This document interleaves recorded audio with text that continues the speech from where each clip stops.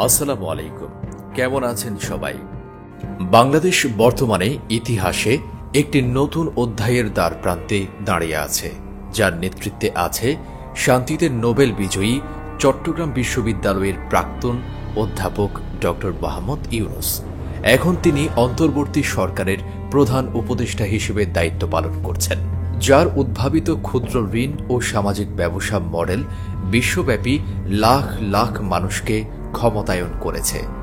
Doctor Yunus কেবল একজন নেতাই নন, আন্তর্জাতিকভাবে স্বীকৃত একজন দূরদর্শী, যার তত্ত্ব, চিন্তা ও ধারণা বইয়ের পাতা থেকে শুরু করে মানুষের ঘর পর্যন্ত পৌঁছে গেছে।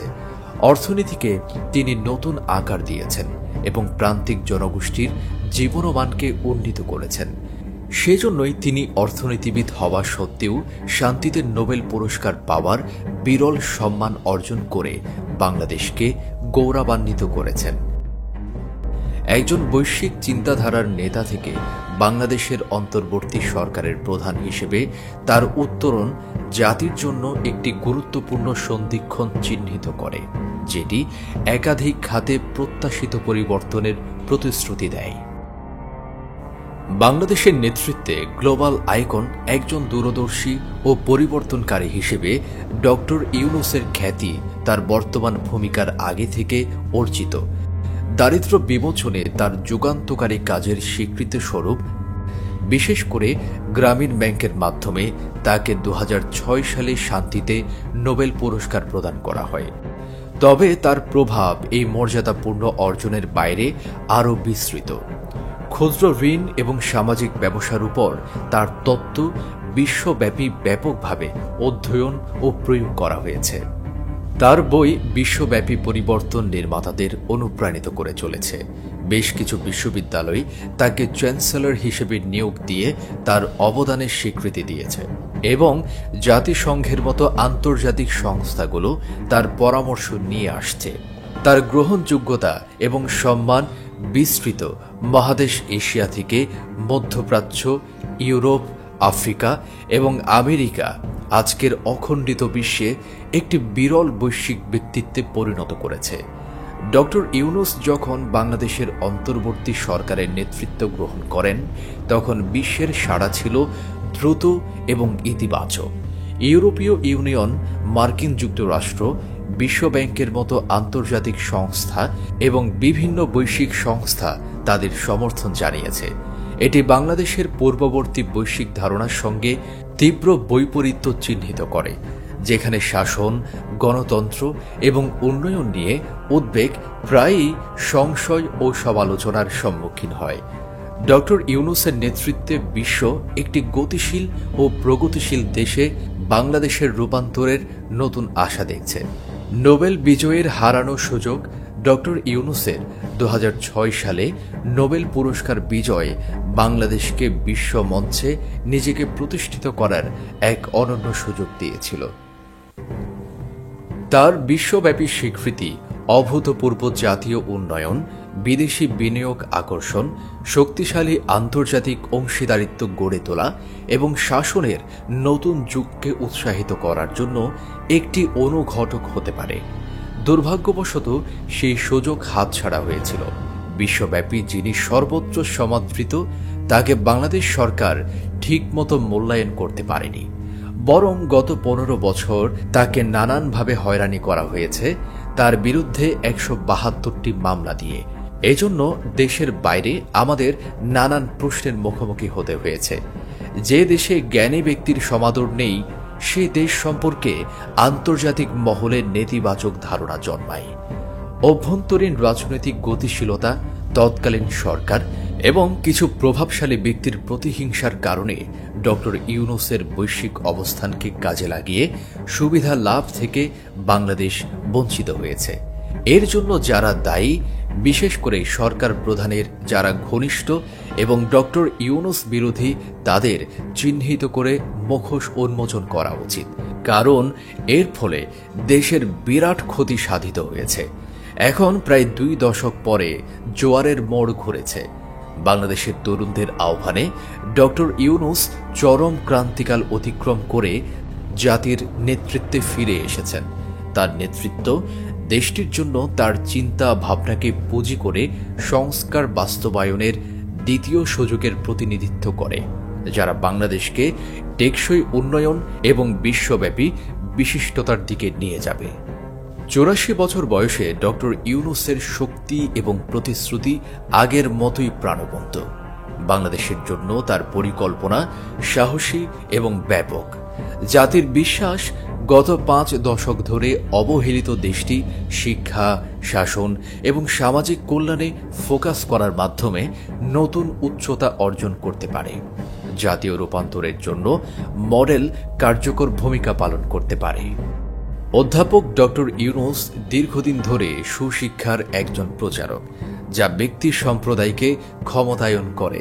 তার নেতৃত্বে গবেষণা নির্ভর কর্মসংস্থান ভিত্তিক শিক্ষার উপর জোর দেওয়া হয়েছে, যা বিশ্ব অর্থনীতিতে উন্নতির জন্য প্রয়োজনীয় দক্ষতার সঙ্গে তরুণদের গড়ে তোলে। বাংলাদেশের ক্রমবর্ধমান যুব সংখ্যার বিপুল সম্ভাবনা রয়েছে, যদি তাদের সুযোগ দেওয়া হয়। চাকরি সৃষ্টি এবং উদ্যোক্তাদের উপর ডক্টর ইউনূসের ফোকাস তার সামাজিক ব্যবসা মডেল দ্বারা অনুপ্রাণিত। যদি তা বাংলাদেশের জনসংখ্যাগত লভ্যাংশকে কাজে লাগাতে সচেষ্ট থাকে, দারিদ্র্য হ্রাস করে এবং অর্থনৈতিক স্বনির্ভরতা বৃদ্ধি করবে। ডক্টর ইউনূসের দৃষ্টিভঙ্গি অর্থনৈতিক উন্নয়নের বাইরেও প্রসারিত। তিনি দীর্ঘদিন ধরে এমন একটি সরকারের লক্ষ্যে প্রচার করে আসছেন, যা জনগণের সেবা করে, স্বচ্ছতা, দক্ষতা এবং জবাবদিহি বৃদ্ধি করে, সুশাসন এবং একটি জনবান্ধব পুলিশ বাহিনীকে উন্নীত করার মাধ্যমে তিনি রাষ্ট্র এবং নাগরিকদের মধ্যে আস্থা পুনর্নির্মাণে অবদান রাখতে পারেন। গণতান্ত্রিক নীতিতে দৃঢ় বিশ্বাসী ডক্টর ইউনূস এমন একটি বাংলাদেশের রূপান্তর ঘটাবেন, যেখানে গণতন্ত্রের বিকাশ হবে, অপরাজনীতির শৃঙ্খল থেকে মুক্ত হবে দেশের মানুষ, অসাম্প্রদায়িক বাংলাদেশ গড়ার লক্ষ্যে সকল ধর্মীয় ও জাতিগত সম্প্রদায়ের মধ্যে সম্প্রীতির পক্ষেও তার অবস্থান সুদৃঢ় থাকবে। বাংলাদেশের সবচেয়ে বড় সম্পদের একটি হল এর বিশাল প্রবাসী জনবল। দক্ষ অভিবাসনের উপর দৃষ্টি নিবদ্ধ করে এবং বিদেশে কর্মীদের দক্ষতার মাধ্যমে যোগ্য করে গড়ে তোলার মাধ্যমে কর্মী বান্ধব নীতির প্রচারের মাধ্যমে ডক্টর ইউনূস উল্লেখযোগ্য বৈদেশিক মুদ্রা আনয়নে সচেষ্ট থাকবেন, যা দেশের উন্নয়নে প্রভূত ভূমিকা রাখবে। বন্যা কবলিত বাংলাদেশের জলবায়ু পরিবর্তনের জন্য সবচেয়ে ঝুঁকিপূর্ণ দেশগুলোর মধ্যে একটি। জলবায়ু স্থিতিস্থাপকতায় ডক্টর ইউনূসের নেতৃত্ব, টেকসই কৃষি চর্চার প্রচার থেকে শুরু করে আন্তর্জাতিক জলবায়ু অর্থায়নের পক্ষে সমর্থন, জাতির ভবিষ্যৎ সুরক্ষিত করার জন্য গুরুত্বপূর্ণ। গ্লোবাল স্টেজ এবং আঞ্চলিক নেতৃত্ব অভ্যন্তরীণ সংস্কারের বাইরেও ডক্টর ইউনূসের বিশ্ব মঞ্চে বাংলাদেশের অবস্থানকে উন্নীত করার ক্ষমতা রয়েছে। একটি শক্তিশালী এবং আরও কার্যকর দক্ষিণ এশীয় আঞ্চলিক সহযোগিতা সংস্থার জন্য তার দৃষ্টিভঙ্গি ইউরোপীয় ইউনিয়নের আদলে তৈরি আঞ্চলিক সহযোগিতা ও উন্নয়নকে উৎসাহিত করা। ইউরোপীয় ইউনিয়ন এবং জাতিসংঘের মতো আন্তর্জাতিক সংস্থাগুলোর সমর্থনে ডক্টর ইউনূস বাংলাদেশকে দক্ষিণ এশিয়ায় একটি নেতা হিসেবে দাঁড় করাতে চেয়েছেন, শুধু অর্থনৈতিক দিক থেকে নয়, বরং একটি শান্তিপ্রিয় অসাম্প্রদায়িক জাতি হিসেবে বৈশ্বিক পরিপ্রেক্ষিতে। রংপুরে এক বক্তৃতায় ডক্টর ইউনূস জোর দিয়েছিলেন যে সারা বিশ্ব ভ্রমণ করলেও বাংলাদেশের মতো সম্প্রদায় চালিত আন্তঃসম্পর্কিত কোনো জাতির মুখোমুখি তিনি কখনোই হননি। তিনি বিশ্বাস করেন এই সম্প্রদায় ভিত্তিক সমাজ বাংলাদেশের প্রকৃত সম্ভাবনার তালা খোলার চাবিকাঠি হতে পারে। সঠিকভাবে কাজে লাগাতে পারলে গত 5 দশকের অপূর্ণ প্রতিশ্রুতিগুলো অবশেষে বাস্তবায়ন করা সম্ভব। তার কারণে গোটা বিশ্বের সুনজর এখন বাংলাদেশের দিকে। বাংলাদেশের মানুষও বর্তমানে তার টের পেতে শুরু করেছে। সাফল্যের 3-0 মডেল।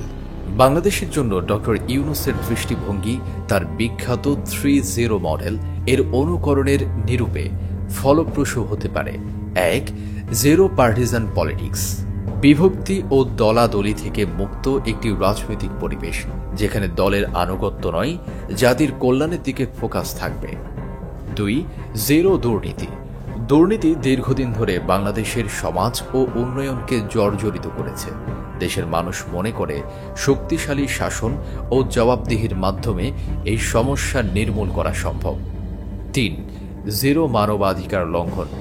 সুশাসনের জন্য মানবাধিকার সমুন্নত রাখার কোনো বিকল্প নেই। একটি সমাজে ন্যায় বিচার, সাম্য এবং মর্যাদা সামগ্রিক বিকাশ ও প্রগতির জন্য অপরিহার্য। এই নীতিগুলো সমুন্নত রাখতে গণতন্ত্র, সাম্য ও ন্যায় বিচারকে যে কোনো মূল্যে রক্ষা করতে হবে। ডক্টর ইউনূস সামনের চ্যালেঞ্জগুলো সম্পর্কে অবগত। দেশকে এগিয়ে নেওয়ার লক্ষ্যে কিভাবে কাজ করতে হবে তা তিনি ভালো করেই জানেন।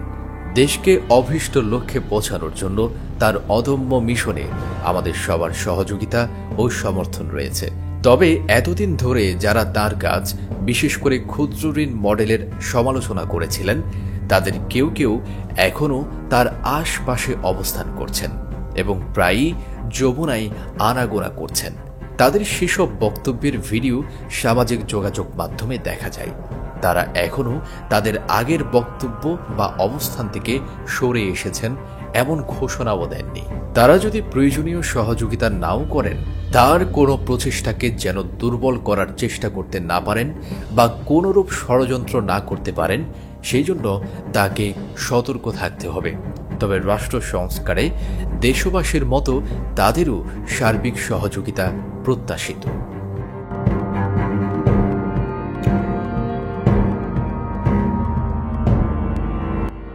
তো বন্ধুগণ, এই ছিল আমাদের আজকের ভিডিওটি কেমন লেগেছে কমেন্ট করে জানাবেন। ইউনিক বাংলাদেশ চ্যানেলে আপনি নতুন হলে অনুরোধ রইল চ্যানেলটি সাবস্ক্রাইব করে পাশে থাকা বেল আইকনটি ক্লিক করবেন, যাতে পরবর্তী ভিডিও পেয়ে যান সবার আগে। সবাইকে অসংখ্য ধন্যবাদ ভিডিওটি দেখার জন্য।